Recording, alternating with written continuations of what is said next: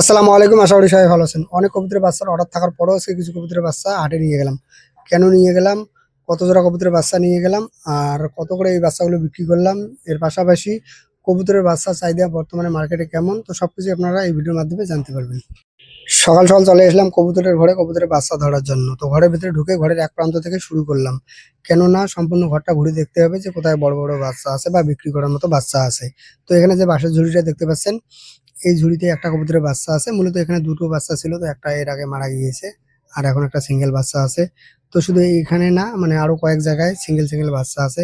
আর এই বাচ্চাগুলো কেন সিঙ্গেল হয়েছে যদিও এর আগের ভিডিওতে বলেছিলাম, এরপরেও একটু সংক্ষেপে বলার চেষ্টা করতেছি। তো এই বাচ্চাগুলো যে সময় ফুটেছিল সেই সময় প্রচন্ড পরিমাণে ঠান্ডা ছিল, যার কারণে কিছু বাচ্চার কোয়ালিটি খারাপ হয়েছে। আবার কোথাও দুটো বাচ্চার মধ্যে একটা বাচ্চা মারা গিয়েছে, আবার কোথাও দুটো বাচ্চাই মারা গিয়েছে। তো বিভিন্ন রকম সমস্যা হয়েছিল এই ঠান্ডার কারণে। এর আগের কিছু বাচ্চা ছিল কিন্তু সেই বাচ্চার কোয়ালিটি অনেকটাই ভালো ছিল। এখন যে বাচ্চা আছে মানে ছোট ছোট বাচ্চা আছে, আবার এই বাচ্চার কোয়ালিটি ভালো আছে, কেননা বর্তমানে কিন্তু ঠান্ডার পরিমাণ অনেকটাই কমেছে। এই যে মাসটা প্রায় গত হতে চলেছে, এই মাসে কিন্তু আমার অনেকগুলো কবুতরের বাচ্চা মারা গিয়েছে, এর পাশাপাশি অনেকগুলো কিন্তু ডিমও নষ্ট হয়েছে। এরপরও আলহামদুলিল্লাহ আমার ৫,০০০ টাকার মতো কিন্তু এখান থেকে একটা ইনকাম হবে। কিন্তু এতগুলো বাচ্চা আর এতগুলো যদি ডিম নষ্ট না হতো তাহলে হয়তো লাভের পরিমাণটা অনেক বেশি হতো। তবে সেটা বলে আর লাভ নেই, যতটুকু ভাগ্যে থাকে ততটুকুই পাওয়া যায়। কিন্তু অনেকে বলে যে কবুতর পালন করে কবুতরের কোনো রকম লাভ নেই। তো আমার এখানে কবুতর আছে ১০০ জোড়া, আর এই ১০০ জোড়া কবুতরের মধ্যে আমার পুরনো কবুতর আছে ৬০ জোড়া, আর নতুন কবুতর আছে ৪০ জোড়া। আর এই যে ৬০ জোড়া কবুতর আছে, এই ৬০ জোড়া কবুতর কিন্তু আমার ডিম দিচ্ছে, আর নতুন কবুতরগুলো কিন্তু এখনো ডিম দেয়নি, হয়তো ২-১ জোড়া নতুন করে শুরু করেছে। সবগুলো কবুতর থেকে পুরোপুরি ডিম পেতে আরো হয়তো ২ থেকে ৩ মাস সময় লাগবে, কেননা এই কবুতরগুলো আমি ধাপে ধাপে রেখেছি। তো এগুলো থেকে ধাপে ধাপে ডিম পাওয়া যাবে। আমার এখানে যে পুরনো ৬০ জোড়া কবুতর আছে, এই কবুতরগুলো থেকে যে বাচ্চাটা পাচ্ছি এটা বিক্রি করে আমার এখানে যে ১০০ জোড়া কবুতর আছে সেই কবুতরগুলো খাচ্ছে আলহামদুলিল্লাহ। এরপরেও কিন্তু আমার লাভ হচ্ছে। নিশ্চয়ই বুঝতে পারছেন, যখন সব কবুতরগুলো ডিমে চলে আসবে, এর পাশাপাশি এখানে যে সমস্যাগুলো হয়েছিল সেই সমস্যাগুলোর যে আমি সমাধান করার চেষ্টা করেছি, আশা করি পরবর্তীতে এখান থেকে আরো ভালো কিছু পাবো। তবে আবারও আমি বলছি, আমার ঠিকানা হচ্ছে পশ্চিমবঙ্গের কুচবিহার ডিস্ট্রিক্ট। আমার এখানে যে খাবারের দাম বা আমার এখানে যে কবুতরের বাচ্চার দাম, সেই বাচ্চার দাম ধরে খাবারের দাম ধরে হিসেবটা করা হয়। কিন্তু হয়তো অনেকে আমার ভিডিওগুলো বাইরে থেকে দেখেন, সব জায়গায় খাবারের দাম এর পাশাপাশি বাচ্চার দাম কিন্তু একই রকম হয় না, এটা আপনাদেরকে বুঝতে হবে। তো আমাদের এখানে যে দামটা হয় আমি সেটাই ধরে হিসেবটা করা হয়। তো আমাদের এখানে কবুতরের বাচ্চার চাহিদা কেমন, নিশ্চয়ই আপনারা ভিডিওটা শেষ পর্যন্ত দেখলে সেটা বুঝতে পারবেন। অনেকে আমার ভিডিওগুলো দেখে কবুতর পালন করতে চান বা আমার কাছ থেকে পরামর্শ চান, বা অনেকে কমেন্ট করেন, অনেকে মেসেঞ্জারে এসএমএস করেন যে আমি কবুতর পালন করতে চাই।